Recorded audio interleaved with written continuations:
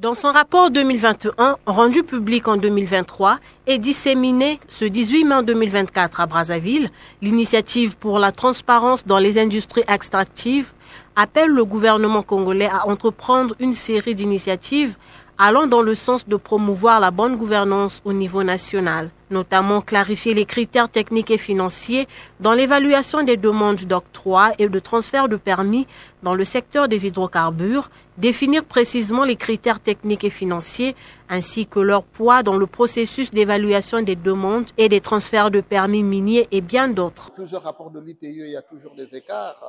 Le nôtre de 2021 a un écart non réconcilié d'environ 16 milliards.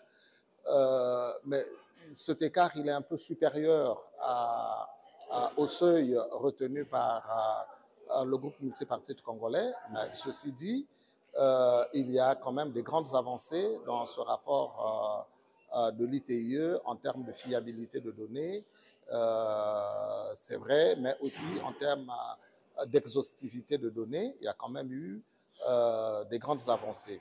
Mais je crois que dans tout processus de réconciliation, il peut y avoir des écarts. Il revient alors dans ces conditions au gouvernement de la République, aux compagnies, au secteur privé, de pouvoir fournir des explications auprès de l'administrateur indépendant pour pouvoir réduire les écarts. L'étude faite par ce rapport englobe en réalité tous les domaines d'activité à l'instar de l'économie forestière où l'ITIE recommande la mise en place d'un système de cadastre des licences forestières permettant la consultation et l'extraction en ligne du répertoire des titres forestiers. Sans oublier le secteur minier où l'institution exige la publication d'un répertoire minier mis à jour et l'accélération du déploiement d'un système de gestion du cadastre minier.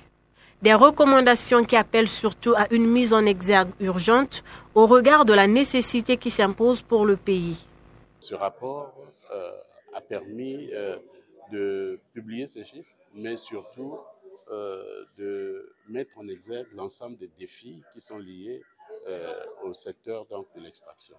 Et aujourd'hui, on peut dire, du point de vue des conclusions, des recommandations qui ont été faites, le fait que le gouvernement doit absolument se mobiliser pour garantir que les mesures correctives, que les recommandations qui sont faites depuis les nombreux rapports que le gouvernement réalise et ces recommandations qui reviennent assez régulièrement ne sont pas toujours mises en œuvre. Voilà pourquoi, dans ce rapport, il est recommandé que le gouvernement adopte un plan d'action de mise en œuvre des mesures correctives en ce qui concerne l'amélioration de la qualité des rapports de l'ITIE, en ce qui concerne l'idée même de contrôler l'exhaustivité des données générées par l'ITIE, n'est-ce pas? L'exhaustivité ici fait référence au fait que des entreprises qui sont engagées dans le domaine de l'exploitation des ressources naturelles au niveau du Congo, en dépit du fait qu'elles violent le code de transparence dans la gestion responsable et redevable des finances publiques.